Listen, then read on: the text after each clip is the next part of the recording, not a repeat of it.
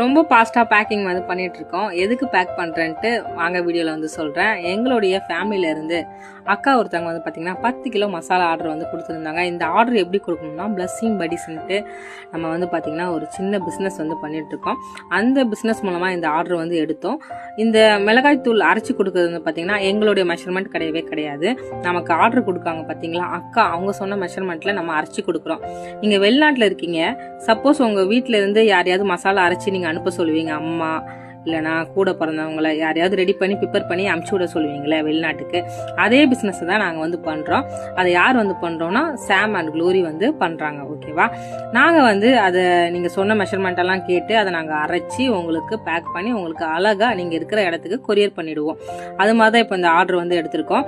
இதில் வந்து பார்த்தீங்கன்னா 5 கிலோ குழம்பு மிளகாய் தூள், 2 கிலோ தனியா, 3 கிலோ மிளகாய் தூள் வந்து அரைச்சிருக்கோம். சூப்பராக கம